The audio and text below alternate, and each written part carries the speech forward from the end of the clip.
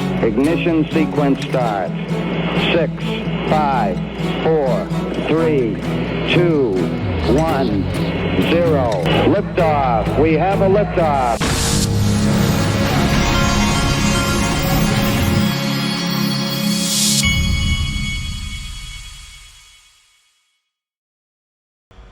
Hey everybody, this is the Digital Asset Investor, and I want you to see this first. Let me hit the refresh button. Here we go. We have a change in character and trend in the market, right? The market topped out after the meme coin craze, and that was in the spring of this past year. It's bottomed out, and now we have a series of higher lows. So that is a change in market character. So, you got to approach this asset class differently. I think it's going to help names like Uniswap, for example. Imagine if you got a token that can flip on the fee switch and you can issue a dividend to an investor, or it can do buybacks. I think those kinds of ideas will work well. I think momentum assets will work well also. I think you're going to see the IPO market open up. I think the IPO market just opened up today. The vibe session is over today, by the way, too. It's psychology. It's just psychology. At least it did for 52% of Americans, right? Because yesterday it was 100% in vibe session. Now it's 52% or not. And the IPO markets open up. I think we'll see Circle IPO. I think you might see a Chainalysis IPO. If a change in character. All right, unlock a wave of crypto IPOs. That's why my sponsor, Link2, is one of my favorites, linqto.com. You can go there, find out if you're accredited, and then fund your account if you are. And then there's all kinds of crypto and AI plays as well as others. Go check it out, or you can download the app. Then we've got this. Look at T. Boone. Now, his company is the TI Project. He says, I'm pleased to announce that TI Project will be sponsoring XRP Las Vegas 2025. We'll have a booth, and we'll be making dog tags for every attendee in the conference. Tags will also debut at our NFC chip tech stack that's been in the works. Thanks so much, Digital Perspectives. So go to xrplasvegas.com and get your tickets before you can't get your tickets. Now, coin market cap, everything's kind of flat. Market has pulled back a little bit. I think we're pulled back, and I'm looking for an exciting Christmas Eve. What about y'all? And then we've got this. I said, this is why Ethgate matters, and why nobody will talk about it, and why the XRP army was forced to fight and helped alter the course of global finance. This is a true story, folks. I went to Grok and I said, give a detailed analysis of where XRP was in January 2018 and how the crypto landscape changed after Bill Hinman Ethereum's speech and the SEC lawsuit against Ripple was filed. Then make your prediction as to what the XRP price would have been by now if none of it had happened and XRP had enjoyed the same appearance of regulatory clarity that Bitcoin and Ethereum benefited from. So basically it describes how it was in January 2018. Look at this. It says XRP briefly became the second largest cryptocurrency by market cap, reaching an all-time high above $3. This positioning placed it just behind Bitcoin but ahead of Ethereum for a brief moment, showcasing its significant market presence at the time. Posts on X indicate that XRP was in direct competition with Ethereum for the number 2 spot in the crypto market. Then comes the Bill Hinman speech. Then comes the SEC lawsuit against Ripple. Changes in the crypto landscape. Market perception. The Hinman speech initially provided a sense of regulatory clarity for Ethereum and Bitcoin, contrasting with ambiguity surrounding XRP's status. That was the design of it. Then you use the lawsuit as a weapon to capture XRP. Now, this is the most interesting part. If a hypothetical scenario without SEC lawsuit and Hinman's speech, if XRP had not faced the SEC lawsuit and if Hinman's speech had included XRP in the same clarity given to Bitcoin and Ethereum price prediction, without the lawsuit negative impact, we could infer that XRP might have followed a growth trajectory similar to Ethereum.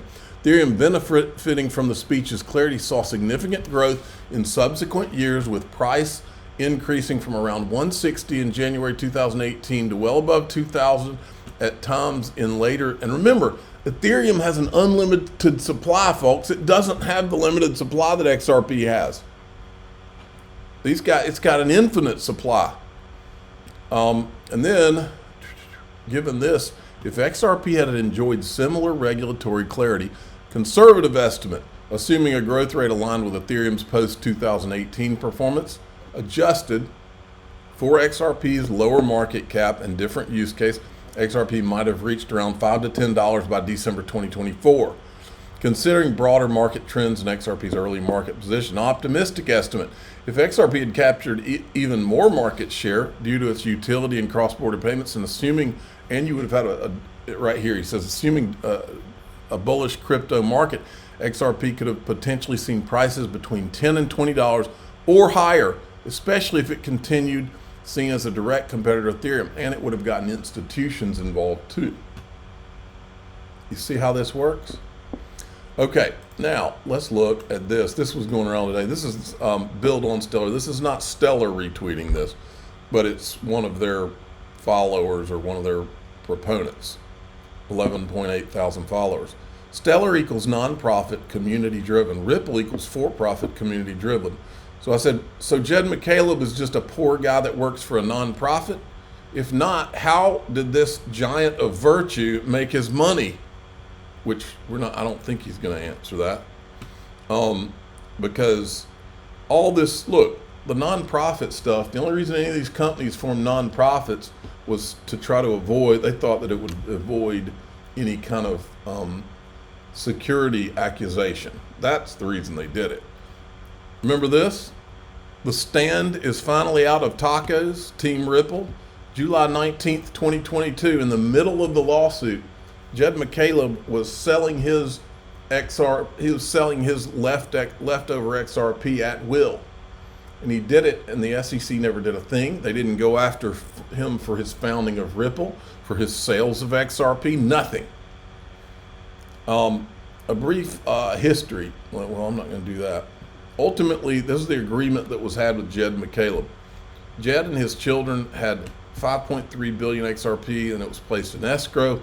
He was allowed to sell his remaining XRP based on daily volume of XRP markets. Jed was required to donate 2 billion XRP to a charitable donor-advised fund of his choice. He also agreed to sell off his shares in Ripple, the company. Okay? The SEC allowed him to do that right in the middle of while Brad Garlinghouse and Chris Larson were being sued for their sales of XRP. Why? And then here's Mark Yusko on with the Good Morning Crypto guys. So what I was getting at is that I think there's going to be better solutions that come to fruition, whether they already exist right now or in the future. And it's not like it's going to attack Bitcoin's market share or even divert Bitcoin from the course that it's on, which is becoming this global store of wealth, a digital gold held by central banks and governments. But what I'm seeing with the XRP topic in particular, because our listeners are interested in your thoughts on this, is that what I was getting at with the stablecoin is it's actually the first tokenized asset ever on the XRP ledger. And so what's exciting about that is because it opens the door for other tokenized derivatives like stocks and bonds and treasuries and ownership rights. And so my question to you is, if XRP or any blockchain, for example, becomes the base layer for tokenized assets, because I do think there's better products than Bitcoin for tokenizing products, just from cheaper, faster, better perspective, but it doesn't have that first mover advantage. So my thoughts or my question to you is, by the way, what a great handle on things he's got about XRP. If we end up in a situation where hypothetically the XRP ledger is tokenizing assets and keeping that value on chain and actually earning a yield there or lending it there, doing whatever you'd like to do, then do you think that could create a situation where now we have a same thing that Bitcoin had, which is there's a reason to own this underlying asset, and by betting on this underlying asset, you're actually betting on tokenized assets in the future? What do you think about that? For sure. It's great summary, and exactly the direction that the technology is moving. And, you know, history's always written by the winners, right? So we'll know in a few years, you know, how it all played out. But I do believe that XRP is one of the competitors vying for this. And, you know, there are others that that claim, the provenance blockchain, we're investors in Figure Technologies, and they want provenance to be the, chain for real world asset tokenization. Doesn't mean they're going to win, but that was Mike's dream all along, Mike Cagney, the CEO. So I think there are really smart people trying to achieve these positions, these dominant positions. And I think what we'll have is, like most technology, you'll have some factions. One will zoom ahead and maybe one will catch up, and we won't know who's going to be the ultimate winner until we get adoption. And I said, for digital gold money, Bitcoin won. Everybody say, something will come along and replace it. Now, right there, I want to stop it. And I did just like X does, I did a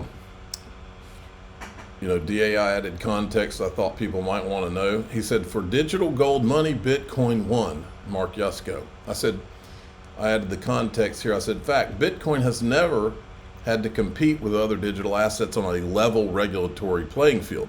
The government has lied about their knowledge about the 4 Satoshis so they could give Bitcoin this born from God concept thing that gives it commodity status. And they know who the Satoshis are. Make no mistake about that. Not in an open source world, because we can copy paste like SegWit or whatever. But I do think it's less determined at this point, the other elements of securitization and trading, and there are 2 ways to go about it. One is to burn it all down and start over, independent, and that's kind of what Provenance and others were trying to do. They wanted to replace, the DTCC. The other is to work with the incumbents and kind of help them change into the new world. And I think that's what XRP and the Ripple guys have done. It's not a bad strategy. And all right, now let's show you what Mark Yusko said a while back, before there was a incoming Trump administration, before Ripple was meeting with Trump and Stuart Alderati was meeting with Vivek Ramaswamy. This is what he said back then, when it was just bad guys in control and a Ripple lawsuit. I agree with you that the lawsuit doesn't help because people don't like lawsuits and they don't like regulators poking around. But here's the thing. We're in the then they fight you stage. And it's going to get worse before it gets better. And if you come at the king, you better not miss. And I think that's a little bit what's happened with XRP here. What I think is that Ripple didn't miss. XRP didn't miss. Ripple is no ordinary company. XRP is no ordinary digital asset. And they're both going to put a dent in the universe. That's what I think. I'm going to skip that. I'm going to show you this. XRP is finishing a correctional pattern. This will be completed within the next week. After that, I believe we will go to $6 within a few days. I hope he's right. And then there's this. I love this. XRP haters don't realize that before the SEC lawsuit, XRP held 37.4% of Bitcoin market cap, putting XRP at $12.80 today. It's a natural price. It's where it should have been. Just like that Ethgate tweet where I got Grok to tell us what would have happened without the lawsuit or the Hinman speech, it put it between $10 and $20. This is right in line.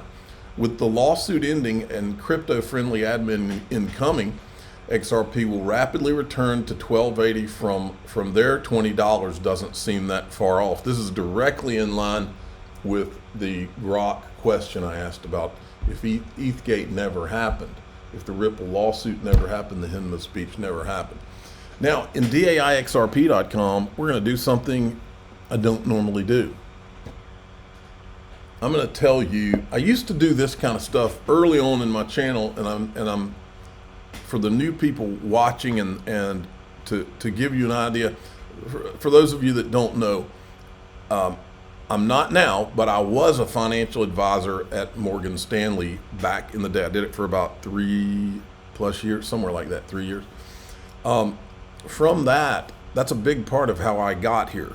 And so I did a lot in the early days of this channel of explaining why I saw crypto and what it was and what it is. And now, shoot, there's not a question in my mind now that I'm right. There wasn't a question in my mind I was right back then, but I had from 2013 all the way till now I had to wait that long to see very clearly that I was right. Now I know I'm right. I tell my wife all the time, if I'm 10, I tell my wife this all the time. Actually, I'll tell you what I tell my wife all the time about this when in the group. And then I'm going to show you what crypto really is, and I'm going to show you how I believe this story ends with numbers. You'll like it. I'm the digital asset investor. I'm not an investment advisor. This is for entertainment purposes only. Please subscribe, hit the like button, tell your friends and family. Away we go.